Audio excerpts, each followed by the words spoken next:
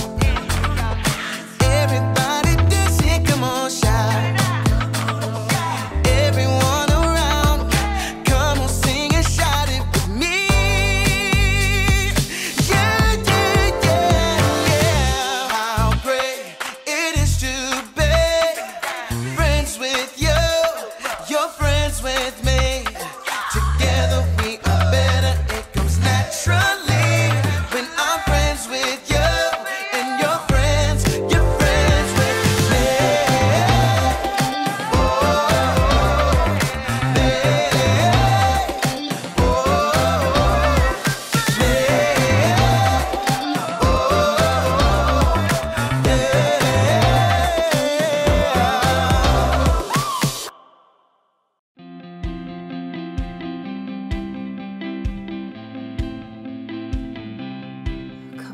Haley, you've got this. Yes! You ever notice with games like this, there's never really a winner. There just seems to be one big loser. That's how I feel with most games. It doesn't seem to matter how much I practice, I can't ever seem to win. It's true with everything. Badminton, lawn bowling, frisbee golf. It can be kind of discouraging. I need a little cheering up, which is where friendship comes in. Friendship is using your words and actions to show others you care. Sometimes it helps to have friends around to kind of be like cheerleaders. Come on, Haley, hit that birdie over the net all the way to Camp Birdie. You've got this, Haley. Concentrate, concentrate. Okay. Yes! Woo! I knew you could do it. Woo! A little encouragement goes a long way. And in today's story, you'll learn about two guys whose friendship was built on encouragement.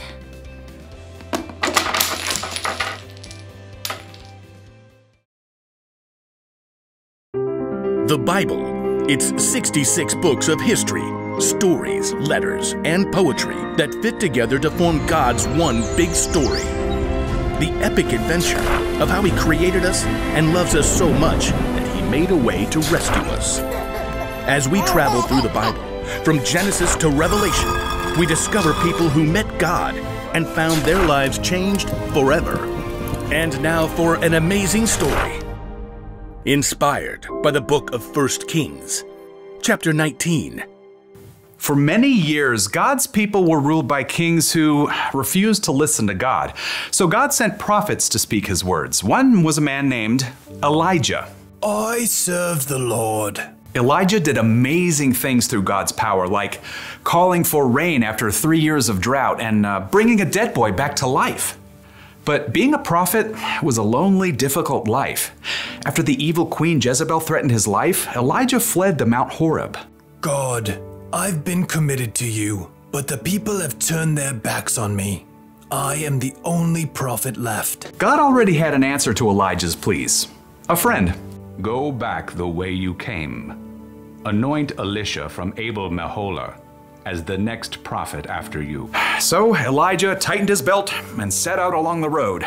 When he finally reached the town, he noticed several young men plowing with a dozen pair of oxen. And in the very last field, he noticed one of the young men struggling to keep his oxen in line. Get up there, Ham. Move along, Burger. God, is that Elisha? He's just a small town kid. What does he have? Does he have what it takes to be a prophet? But God had chosen Elisha, so Elijah tramped through the muddy field to greet the young man. Elisha. Elisha blinked in surprise when he saw the prophet. Whoa, Burger. Elijah marched right up to Elisha and threw his very own cloak over the young man's shoulders. It was a sign that God had chosen Elisha to be Elijah's assistant. Me? You're choosing me? Elijah turned and walked away. Elisha dropped the reins and ran after. Wait, just let me say goodbye to my family. Then I'll come with you. Go right ahead. I'm not making you do anything. Yes, sir. Right then and there, Elisha broke apart his plow and used the wooden pieces to start a fire. He cooked a meal and called all his family and friends over to share it with him. I'm leaving to travel with Elijah. Goodbye, everyone. Then Elisha set out on the road beside Elijah. I don't really know how to be a prophet, or even a prophet's assistant. That's okay. You'll learn. So over the years, Elisha followed Elijah everywhere as a close companion and good friend, and he watched and listened intently as Elijah spoke God's words to powerful kings and did incredible things. One day, Elisha and Elijah left the town of Gilgal on the way to Bethel, and they both knew that God was about to do something very breathtaking. God was going to take Elijah up to heaven. Stay here, Elisha. The Lord has sent me to Bethel. Elisha wasn't about to leave his friend to go it alone. As sure as the Lord and you are alive, I won't leave you. At Bethel, the same thing happened. Stay here, Elisha. The Lord has sent me to Jericho. As sure as the Lord and you are alive, I won't leave you. It happened once again in Jericho. Stay here, Elisha. The Lord has sent me to the Jordan River. As sure as the Lord and you are alive, I won't leave you. You do realize you're repeating yourself. Together, Elisha and Elijah reached the banks of the Jordan River. The waters flowed dark and deep. Elijah removed his coat and rolled it up. And then he struck the river. Immediately, the waters parted to the right and left. Elisha and Elijah walked across the river on dry ground. They reached the opposite bank.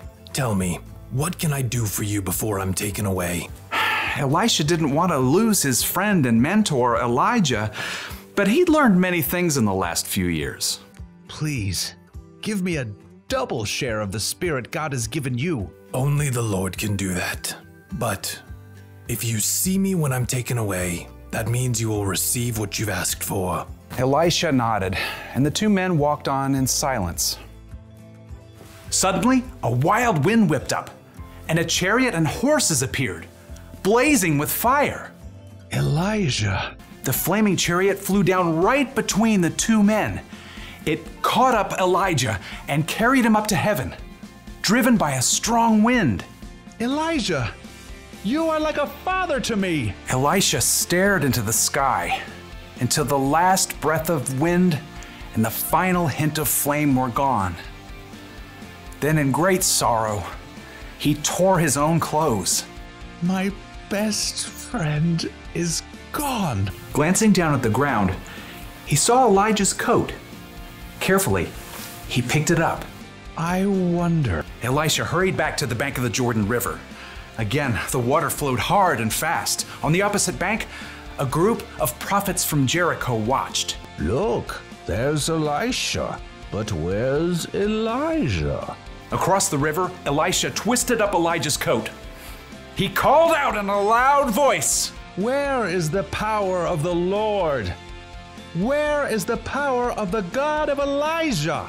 Then Elisha struck the water just as Elijah had done. And just like what happened before, the waters parted to the right and left. The prophets from Jericho stared in amazement as Elisha crossed the river on dry land. The Spirit God gave to Elijah has been given to Elisha. It was true. Elisha had been faithful to follow and learn from Elijah for many years, and now God's Spirit was with Elisha just as it had been with his friend. One way to be a good friend is to just be there when they need you. Look at today's story. Elisha was there for Elijah right to the very end. And even after he died, Elijah's spirit was with Elisha. Now, I don't know exactly how Elijah's spirit was with Elijah, but it sounds pretty cool. Jesus said God would send a friend to always be there for us. The Holy Spirit is the ultimate friend. He gives you wisdom when you're confused, strength when you're feeling weak, and encouragement when you need it the most. That's the kind of friend we should be. You can cheer your friend on when they play sports, or even if they have an audition, or a hard test. You can give someone a shoulder to cry on when they've had a rough day or when something sad happens. Sometimes it's best not to say anything and to just be there for your friend. Just think of how you'd like someone to encourage you if you felt that way. So here's the one thing to remember today. Friends encourage one another. Encouragement may not make problems go away or make people any better at games, but it can remind them that they're loved and that they're not alone. And sometimes that's enough. So, you are gonna be so good at this! Woo! Bye!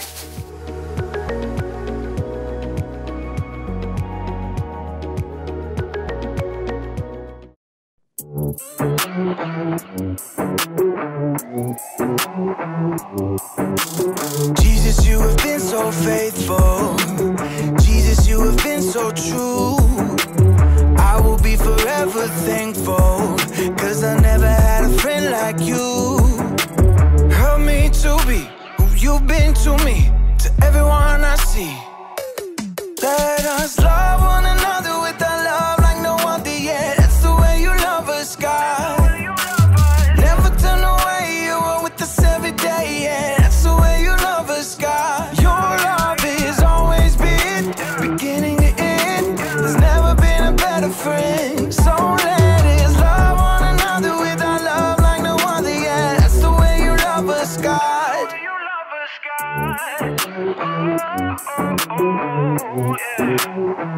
You with me in the darkest valley. You with me on the mountaintop.